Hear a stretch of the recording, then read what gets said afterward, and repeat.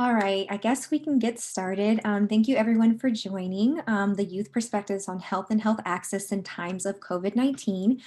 This is a webinar hosted by the Reproductive Health Equity Project for Foster Youth and the UCLA Commercial Sexual Exploitation Research Group. Next slide, please.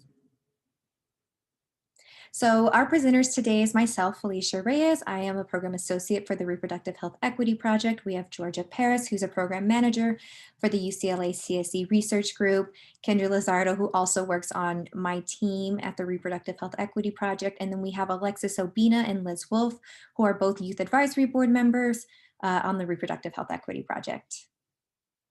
So a little bit about REP, which is the Reproductive Health Equity Project. So this is a collective impact campaign. We work with both private and public organizations and employ Youth Advisory Board who acts as consultants for a variety of our projects. It's really important for us to center youth voice and have youth input to drive our work forward. So our big goal is to end inequitable reproductive health outcomes for youth in foster care.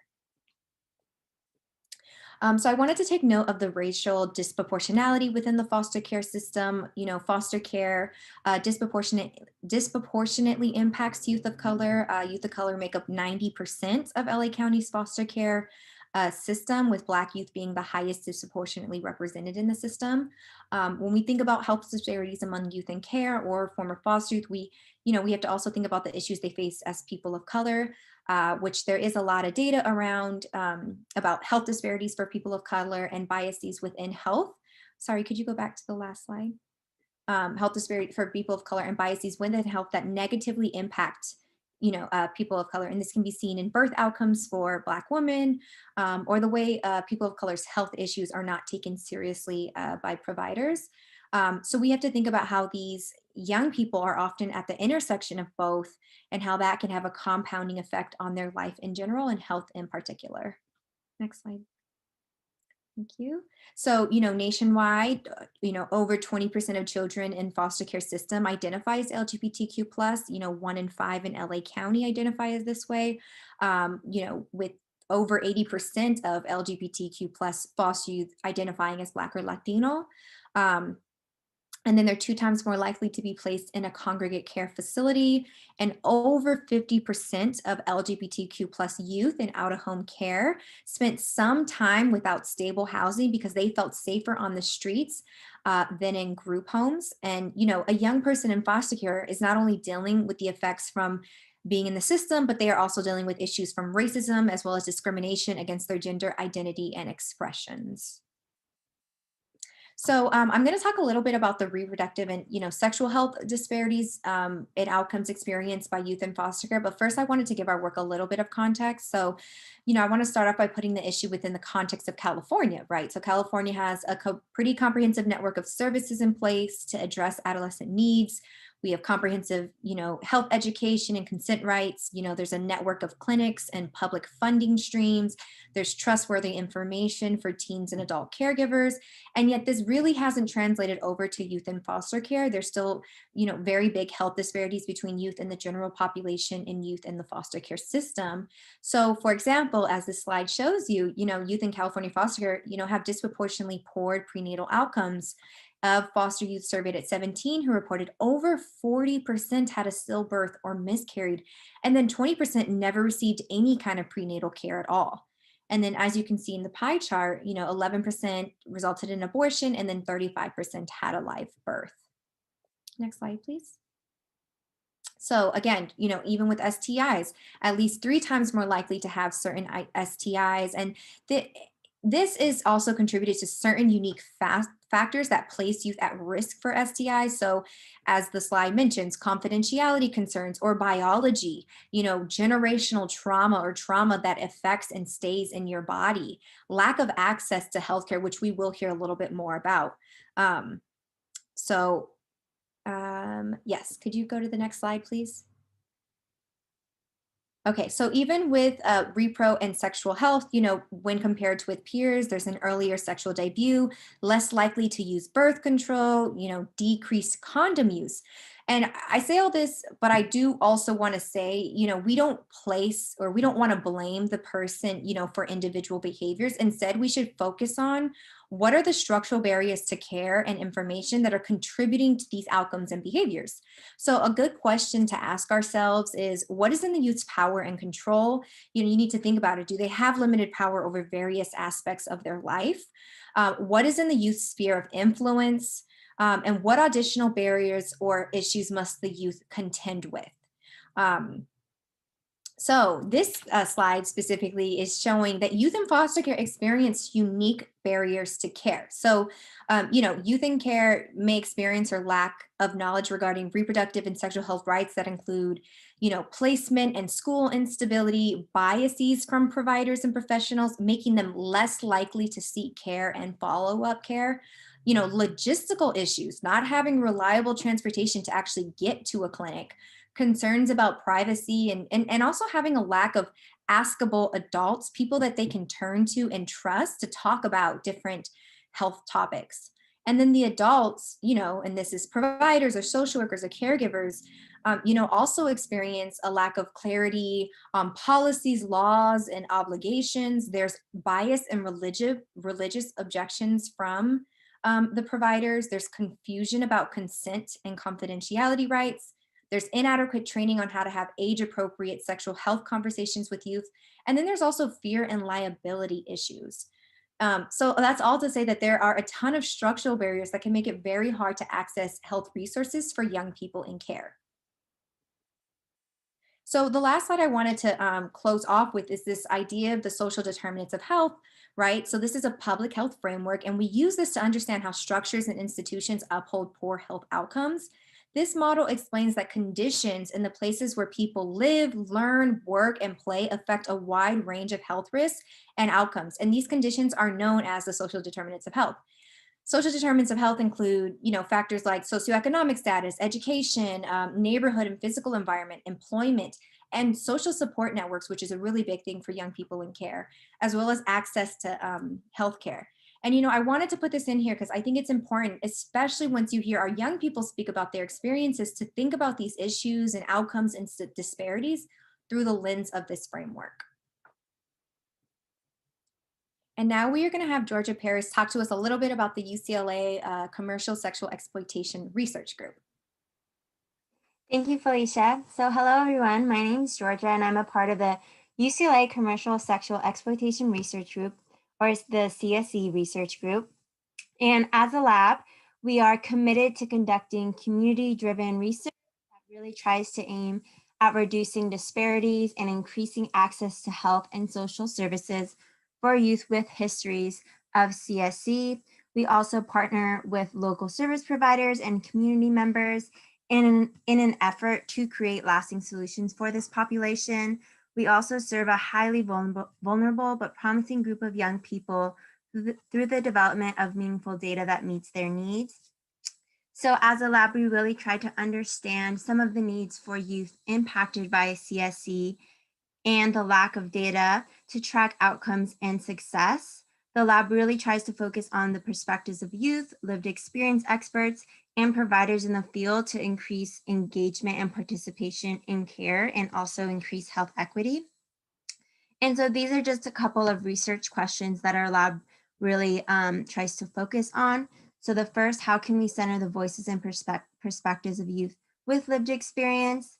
Do specialty courts serve problem-solving courts? Reduce recidivism among youth with histories of CSE? And then also, how can we address certain barriers to healthcare and common misconceptions about sexual health that this population might have? And so one of our previous studies studied the pregnancy outcomes among a group of girls impacted by commercial sexual exploitation. So we reviewed court files of participants in a juvenile specialty court for youth impacted by CSE between 2012 and 2016. And so among the 360 biological females between the ages of 12 to 19 years old, 31% had been pregnant, and then 18% had multiple pregnancies. And so this was really the largest study of pregnancy outcomes among girls in the US impacted by CSE that we know of.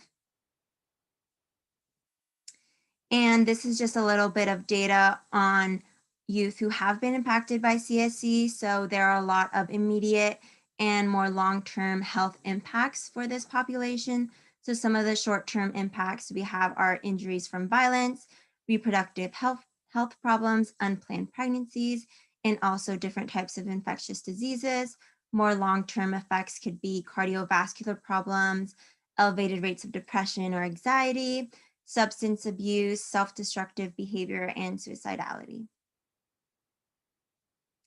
And the last study that I will be talking about today from our lab is a report that we wrote up about recommendations for providers.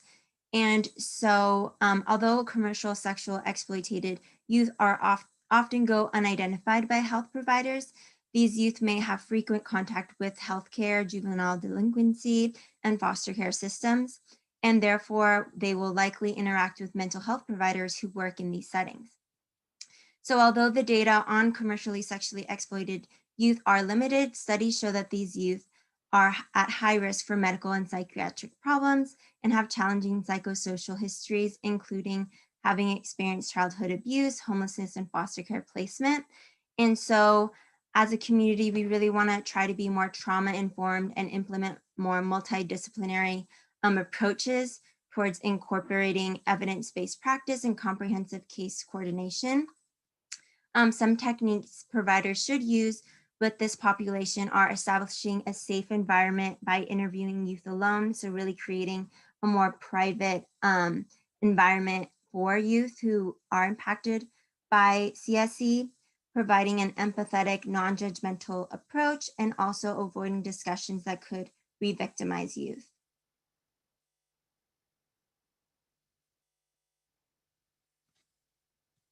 And then I will pass it off to Liz. Hi, Georgia. Right, before we pass it off to Liz, someone did mention if there are any links to the paper and recommendations. Yes, I can send the link in the chat. Great. And we will send a follow-up email with all of those links, so you guys will have access to them all in one email. Okay, great.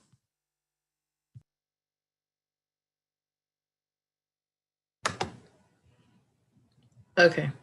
Hello, I'm Liz Wolf. My preferred pronouns, well, any pronouns are fine. My preferred pronoun is they. I'm a former foster youth in Los Angeles County. I emancipated when I was in 2016, when I was 21 years old. A little bit about me.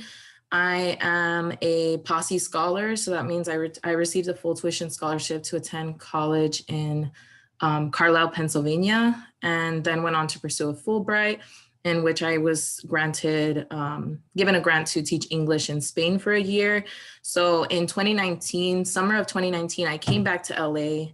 All of this to kind of preface that I wasn't in LA, and then I came back to LA to kind of start my life and start, my life here in LA. And so I started at my dream job. And when I say my dream job, I mean the job that a mentor had asked me, well, what do you want to do? And I told her, I listed out the characteristics of what I thought I wanted to do with the rest of my life. And then she was like, you should apply for this job. And so I read about this organization, and it was exactly what I wanted to do. So again, it was a really long process, 4 interviews, but I started at my dream job, and then I got into a THP Plus program. So I have stable housing, I have stable income.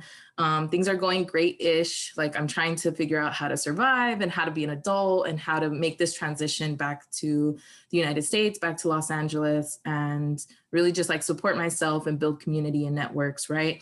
And then COVID happened. So right before COVID, I was estranged from my family. I had basically like disconnected from my mom and from my grandparents due to just like, how do I say, like I don't know, my family is just extremely toxic. I was then estranged from my siblings.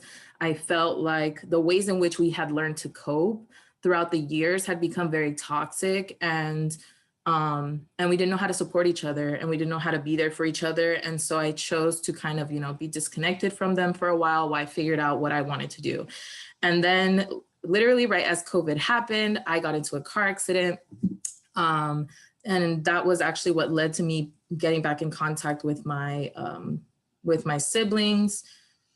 And so, and because I had to call my brother when I got into the accident. And so the accident actually left me very like physically and mentally unwell. And it was really, really hard to try to cope with that while feeling like I don't have family, I don't have friends, I don't have anyone that I can call to lean on in this time. But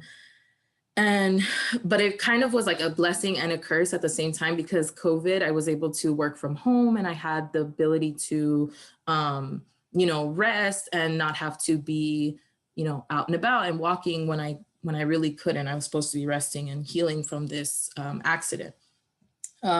Work did get very exhausting. It's very exhausting to have to fight. I work in direct services. So, working with my families to really, fighting these systems just to get basic support, just to get food, just to get rent, just to get Wi-Fi, like things that I feel are necessities that everyone needs at this time. And kind of like reliving trauma through the youth that I serve and through the families that I'm working with. It made it really hard for me to do the healing work that was necessary. Also around this time, I started sibling counseling with my brother and my sister. And I just remember like the intake being very exhausting. We had to do a timeline of our lives, all three of us, and it took a while for us, one, to just get the story out there, but also just like, again, reliving these traumas, also while going through a collective trauma of COVID. And I remember particularly discussing one foster home with, 1 week we talked about a specific foster home, and like that rest of the week I was not okay. I was just extremely depressed. Like I don't think I got out of bed that whole week, just from bringing up and rehashing the feelings of that home. So again, like I don't think healing is linear. I don't think there's any one point where I'm like, okay, I'm healed. But I think it's like it's an idea of like coping and figuring out what I need to be okay. And COVID kind of threw all of that out the window. All of my coping that I had been accustomed to up until that point, it kind of changed, right? I now had to be in solitude, which actually before used to be my coping. It used to be my way to just be by myself and love myself and in my solitude. And now all of a sudden, solitude felt like a punishment, like, just stay at home by yourself. Another thing was the Zoom fatigue. COVID brought up a lot of, for my work, especially I work with children ages, well, now they're 5 to 7. And so I found myself just having to be very like larger than life on Zoom and having to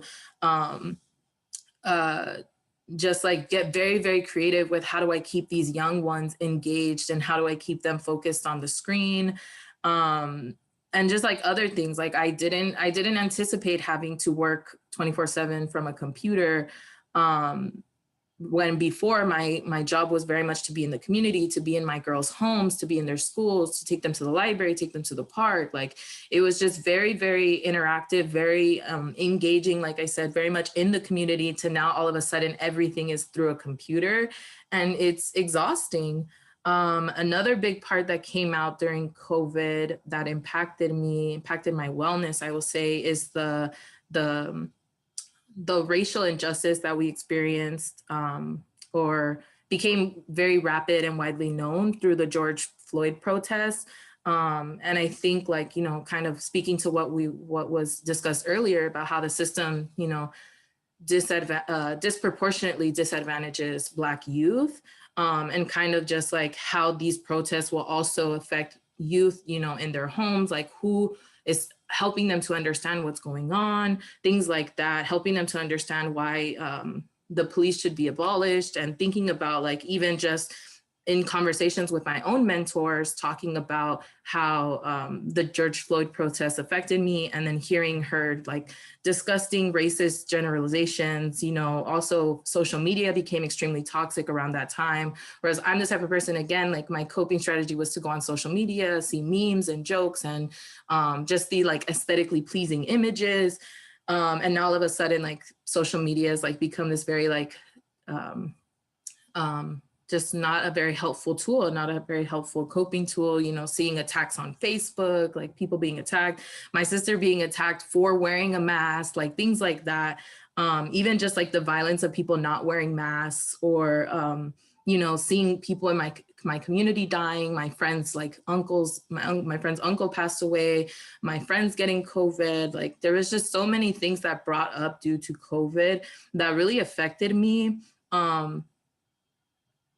I think going even further, it was like the election anxiety and like election fatigue, thinking about all of the Trump supporters and white supremacists who came out and enacted violence, and just seeing how that like really tore apart my community, tore apart the relations that I thought I had. Like I said, my mentor, I went over to her house because I didn't have Wi-Fi, and we ended up getting into this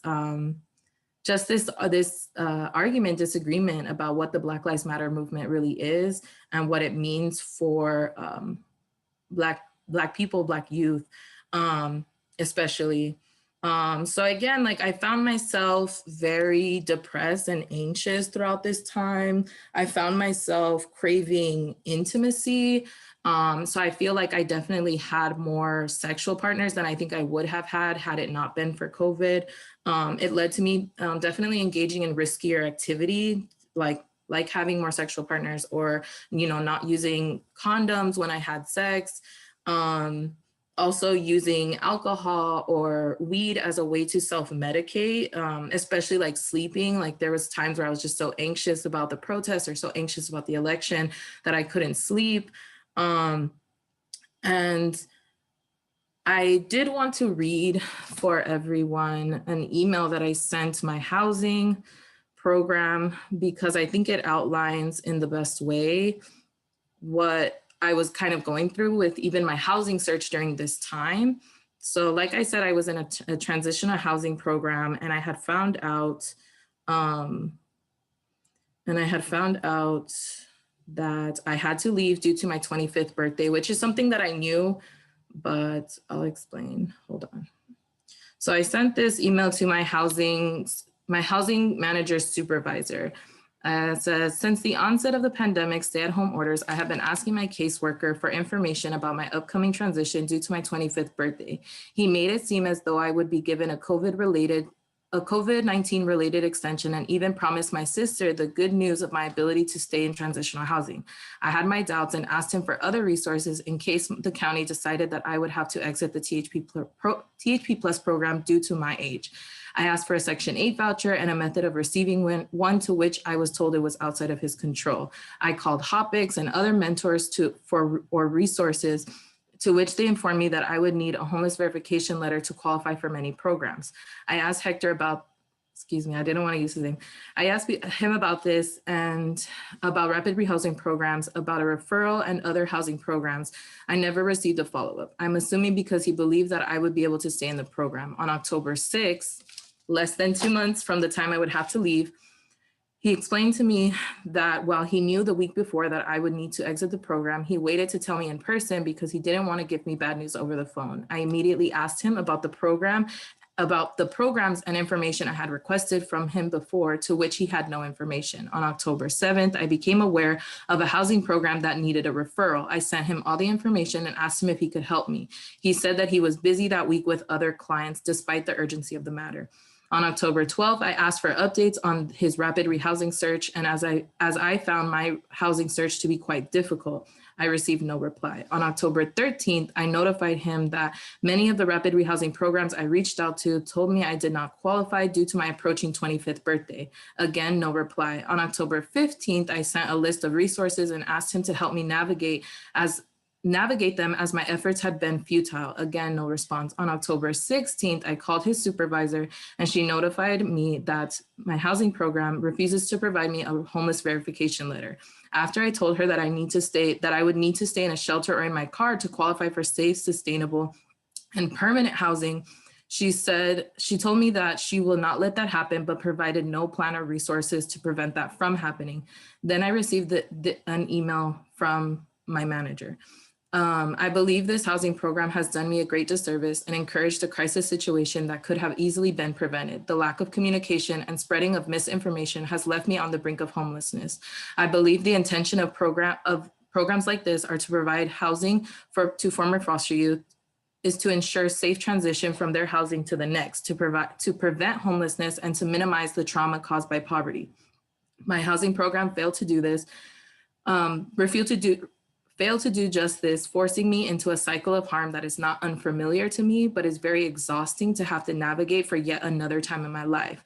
Their lack of concern for me in their program was most apparent when his supervisor texted me on December 24th of last year, Christmas Eve, to notify me that they were missing vital information, and without it, I would have to vacate the property as soon as possible. Her nonchalant text about my possible housing insecurity lacked basic compassion that I feel I should be able to expect from those providing care and support to former foster youth.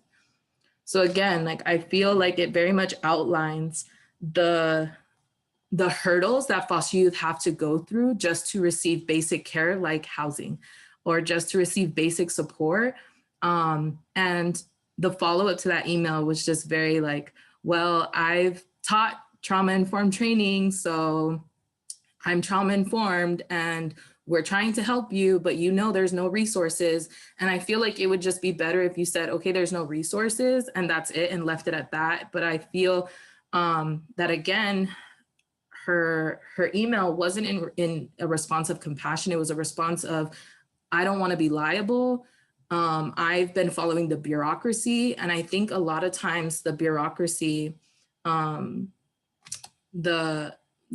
wrote here, housing program being counterproductive and inefficient in providing support, as well as the bureaucracy and fear of liability prevent youth from getting quality care. And so I think this just speaks to youth, and especially former foster youth, like, we deserve better care. We deserve better treatment, more resources. We deserve a warm handoff from one resource to another. We deserve the continuity of care. And I don't know, like, how has COVID impacted me? I'll say it's left me in a very, left me susceptible to predatory situations, I guess. And yeah, I think I pretty much summed up my COVID experiences. I don't know. I don't have a smooth transition off of this, but if anyone has any questions or comments, concerns, let me know. Yeah, no, thank you so much, Liz. I appreciate you telling us about your experiences, and all of this, intersects and overlaps with health when there's not stability in other parts of your life. So again, I really appreciate you sharing your experiences with us. And we will have some time for anyone. If you guys have questions for Liz, send them in the chat, because we will have some time at the end for Liz to answer them. Can we move over to the next slide? We're going to have Alexis speak about her experience. Yeah, thank you, Liz. Thanks, Felicia, and thanks, Liz, for your story. So as I'm African American because my dad is from Africa, and so I use queen, she, her pronouns.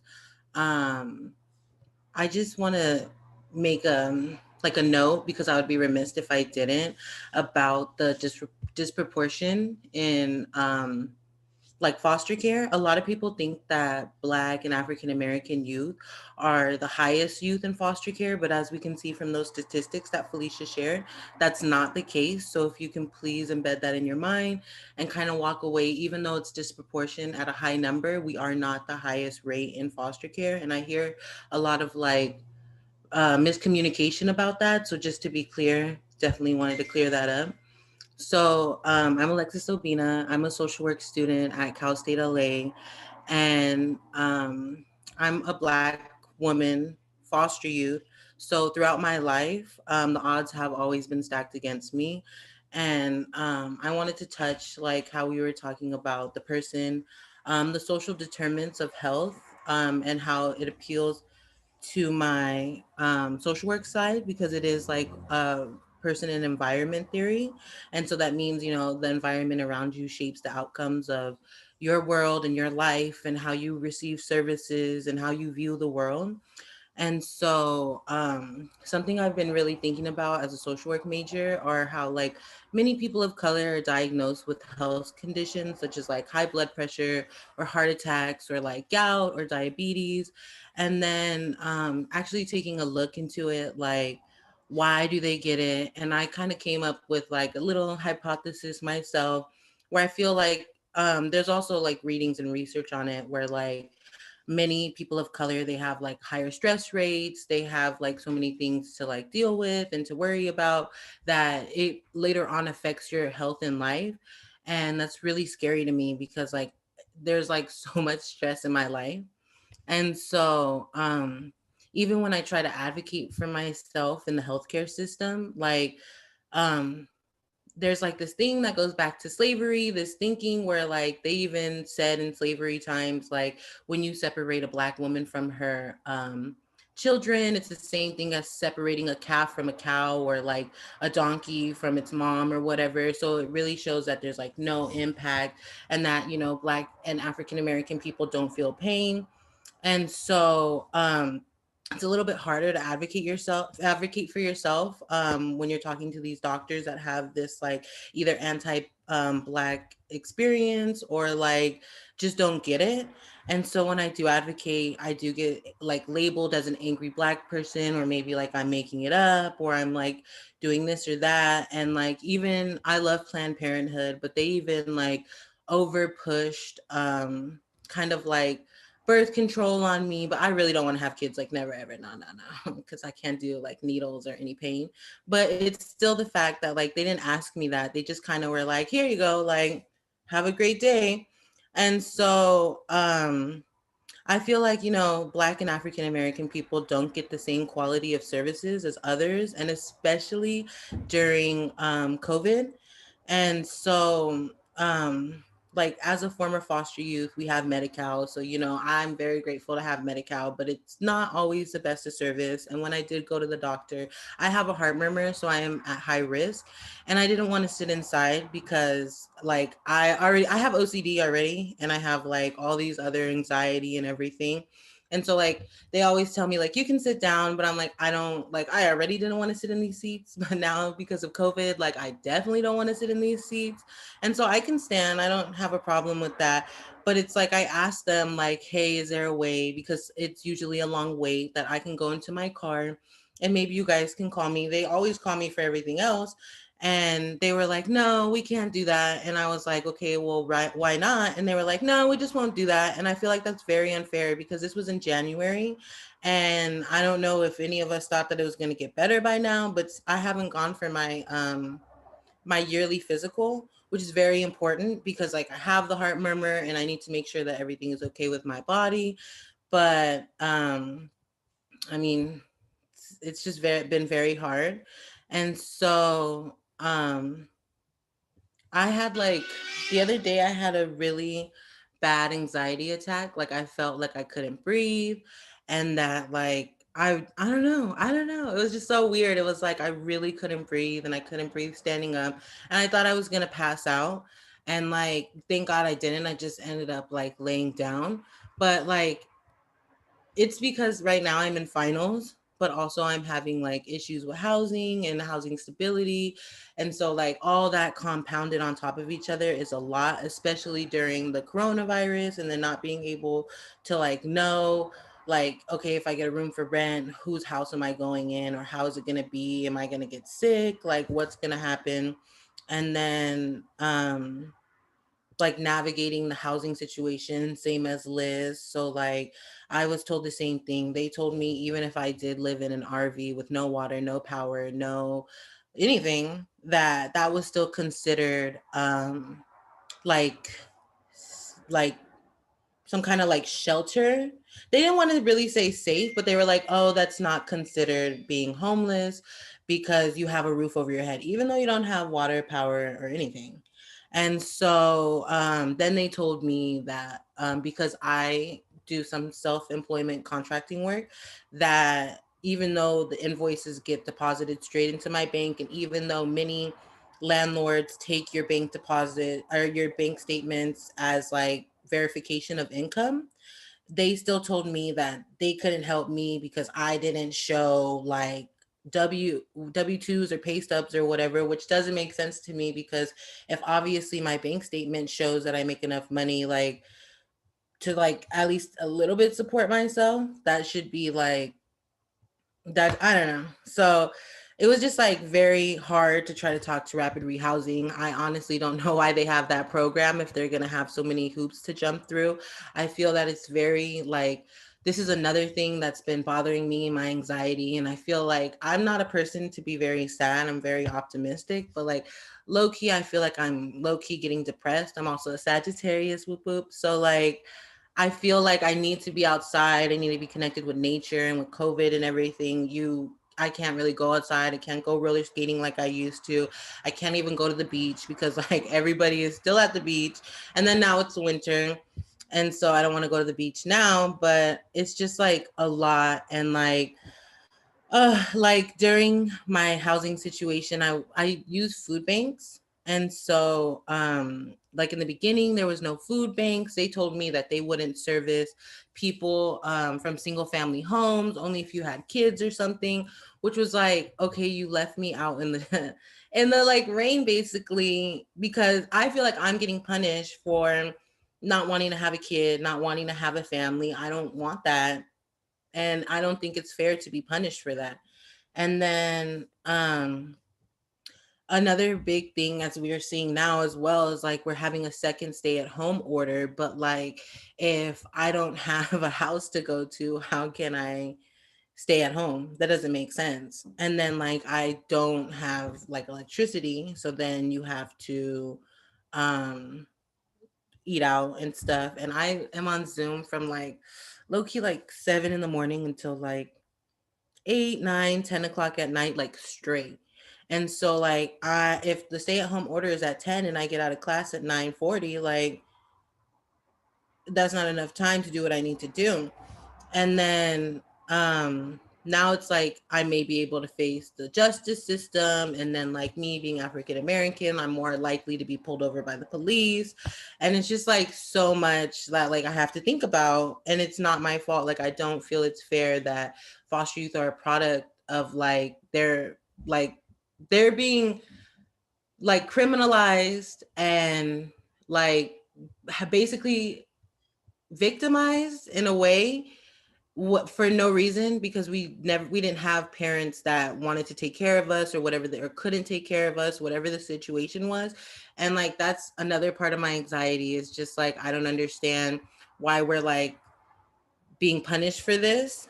And then like it feels like nobody wants to help us, like as Liz stated and as I'm stating now, it just seems like we have to jump through a lot of hoops for something that we didn't even ask for. We didn't even ask to be born.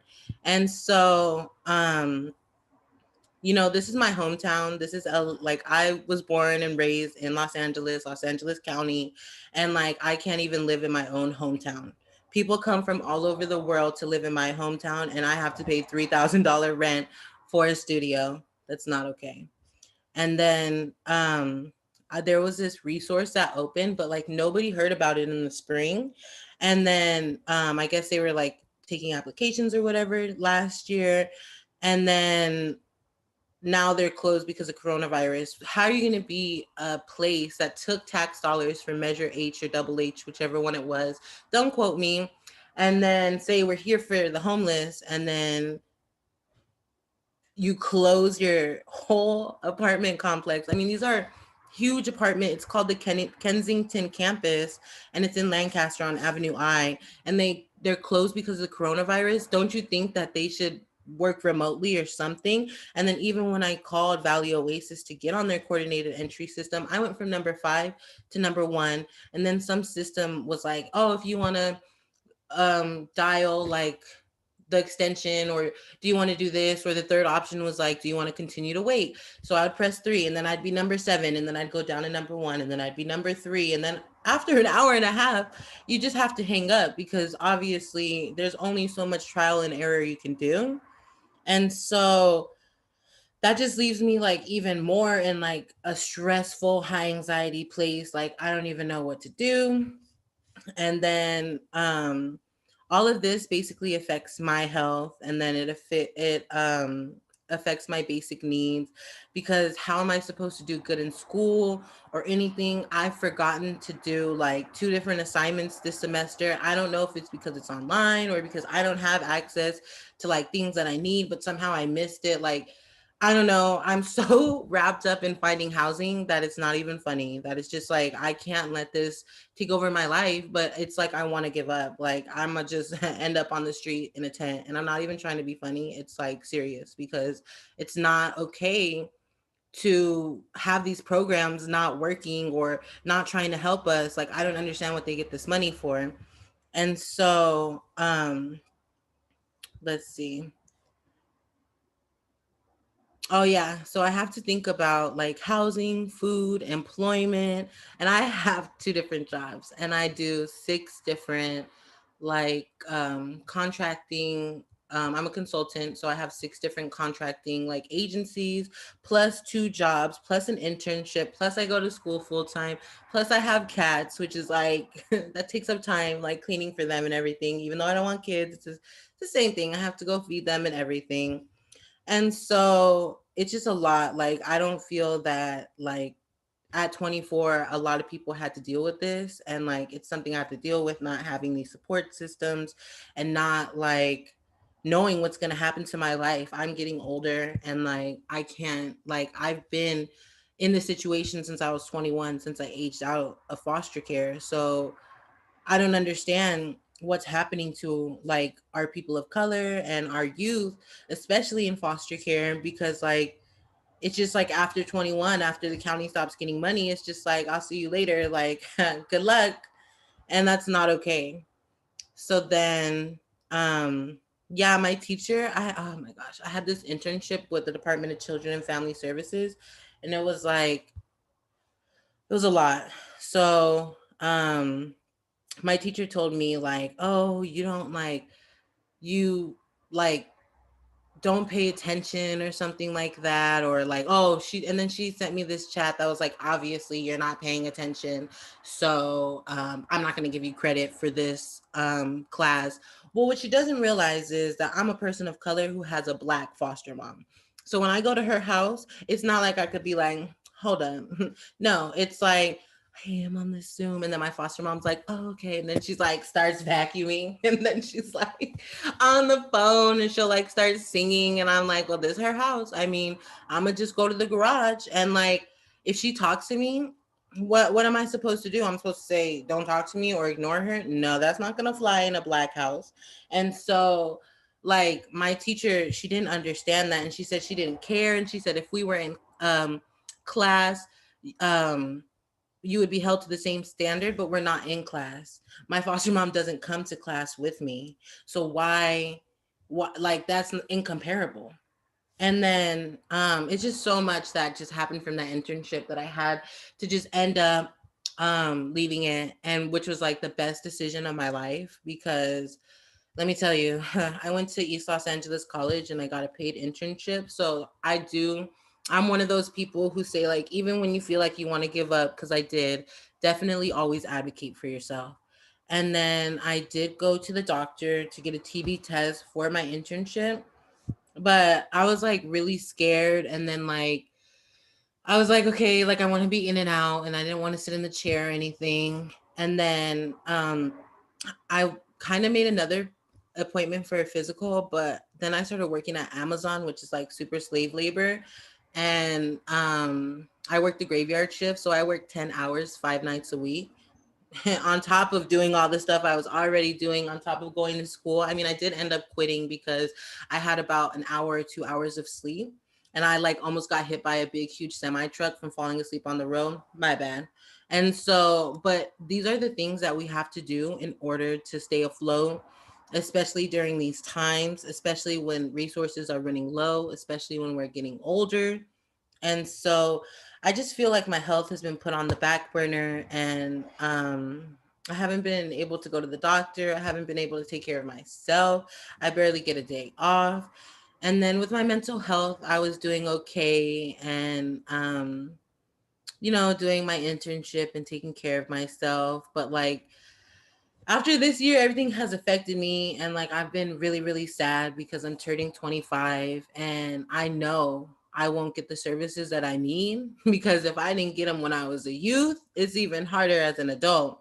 And so I don't even know what this year is going to entail for me, but I'm going to try to do what I can to prioritize going to the doctor and get myself together, even though it's already the end of the year. Maybe I'll do it next year. But yeah, thank you guys for listening to me. Thank you so much, Alexis, for sharing your story and your experiences. If anyone has any questions for Alexis, we'll have some time to ask them at the very end of the time. All right. We will have Kendra, who's going to talk to us. We had some youth listening sessions we did earlier this in November, hearing about youth's experiences in general for health and healthcare access. So Kendra's going to go through some of the themes and takeaways we took from that. Go ahead, Kendra. Yeah, thank you, Felicia. And thank you so much again, Liz and Alexis. I know that you guys' feedback and statements were really powerful and resonated with me. So that's why we really wanted to take this opportunity to highlight that. And like Felicia said, highlight some of the things that the other young people said in our listening session. So we thought that these themes would be really helpful for healthcare providers as well as other people in supportive roles to be mindful of when engaging with young people. So the first one is continuity of care. So I'm going to read some direct quotes. The young people said, COVID has affected how our needs are being met. I don't think they, health providers, realize that we get attached to our therapists. And if we're switching therapists consistently, then it's not really helping. Someone else said, my therapist sessions went from 2 times a week to once a week, then less and less. My therapist was also switched halfway through, which was frustrating, telling people what support you need and doing the same process over and over. It's like you keep peeling the same Band-Aid off with a different therapist. We as foster youth deserve a warm handoff to another resource. And I think Liz spoke about this quite a bit of, feeling re-traumatized in the process of retelling your story and having that trust and relationship be disrupted. And so that's something that we want providers to be mindful of, that there should be a warm, but also smooth and communicated handoff when transitioning services.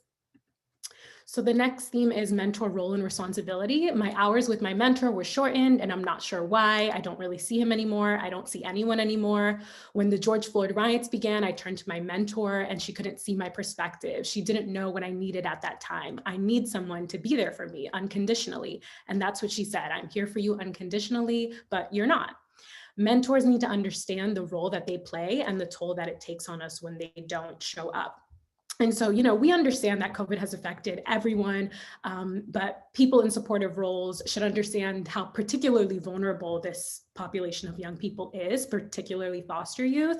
And that how important it is when they're turning to you and being able to show up because they may not otherwise have a support system that they can turn to. So the next theme is inconsistency in services and communication. I went to Planned Parenthood and they turned me away when I said my medication wasn't working. They referred me to a doctor, but when I went to the doctor, he wasn't there. I don't have access to the health center anymore. They try to send me documents, but I haven't been able to access it. It's hard. I don't want to jump through hoops to get information. And lastly, people have stopped communicating with me and I'm not sure why. COVID has been a roller coaster in all aspects of my life. So a lot of young people in our listening session felt like COVID was possibly being used as an excuse for people to not communicate with them and just kind of disengage in services. And so naturally, it's difficult to build trust when providers are not being reliable or consistent. Accessibility to limitations. I like Zoom, but I don't always have electricity. My teachers don't care. My teacher said that I don't take self-accountability, which was what Alexis was just speaking to. Teachers need to understand that this has affected everyone differently, and they need to be more understanding. I shouldn't have to tell you my entire story for you to feel bad or understand.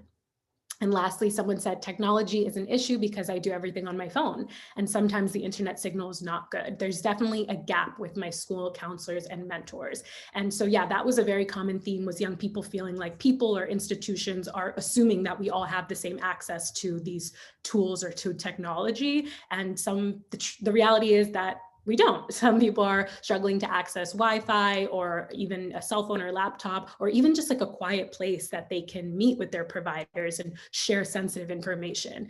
And so not assuming that everyone has that is super critical. And then lastly, our last theme is the need for human connection.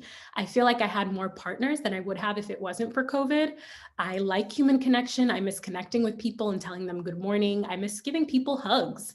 And lastly, you get Zoom fatigue. I just got out of a 2-hour meeting and then I had this meeting. And so we took all of those themes that were mentioned in our listening session and right now that we heard earlier, and we thought of some solutions or some take-home points that are specifically geared towards healthcare providers and supportive people, like we said. So the first take-home point is that healthcare providers, advocates, social workers, and caregivers should be communicating their COVID-19 limitations before even starting services. The second take-home point is the primary focus should be on establishing consistent communication between provider and client. Building trust is more essential than ever. And so, yeah, like I said, we're all aware of the limitations of COVID, but I think particularly for young people, it's just about keeping them in the loop and communicating what's going on. The third take-home point is healthcare providers and other supportive roles should be open and understanding to different youth struggles. Create space for that young person to share their intersectional experiences, especially when it comes to COVID-19. The fourth take-home point is support youth in expanding their networks, provide young people with additional resources and or connect them to other services and professionals. And then lastly, schedule regular check-ins with youth and offer alternative ways to connect with them. Zoom fatigue is real. We all get tired of, being on the computer all day. So maybe finding new ways like texting, checking in through a phone call once a week or a couple times a week, finding other alternatives to just solely relying on Zoom. And so that's what we as a team were able to come up with. Thank you so much, Kendra. So thank you all for being here. So we actually do have another webinar coming up, and we're really actually trying to focus this with young people. One of our listening sessions was actually specifically around racism and Black Lives Matter and the impact. And it was a really, really beautiful and powerful discussion. And so we're going to kind of continue that. So this is going to be all put in a follow-up email for all of you guys. But if you work with any young people, any young people who would be interested in, please send this their way. We also are going to be raffling off some gift cards. So there's that as well. Could you go to the next slide, please? We have some additional resources here. So we have a COVID-19 resource guide for youth in foster care. UCLA's, CSE's website and Instagram are on here. Again, we are going to send all of these additional resources in a follow-up email so you have access to them.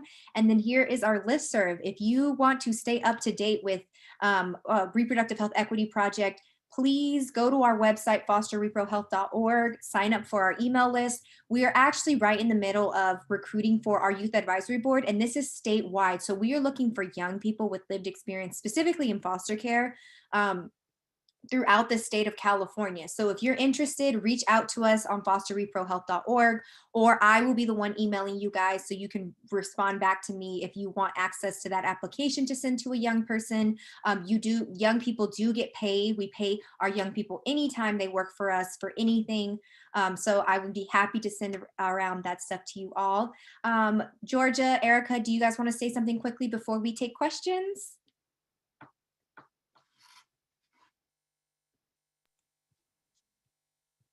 Yes, I just wanted to say thank you all for listening, and we really appreciate it. Great. Thank you so much, Georgia. So I did get I think Fernando Martinez mentioned, I work in Men's Health Foundation. We have a new program in South LA where we offer rapid STI testing and treatment. Fernando, that would be awesome if I will look for the link, or maybe you can send the link to us and I can send it in a follow-up email, because that sounds really, really great and a really awesome resource. Did anybody have any other questions for Liz or Alexis, or any of the takeaways or solutions that we offered during this webinar? Let's see.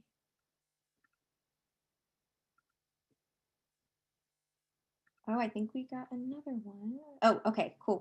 Thank you, Fernando, for sending your email. We will, I will send your email with that information in the follow-up email that I send to all of the attendees. I think we haven't gotten any other questions. So thank you all for joining us. That is the end of our webinar. I hope you guys have an awesome day, and you got 4 minutes back, or sorry, 3 minutes back in your day. Bye, everybody.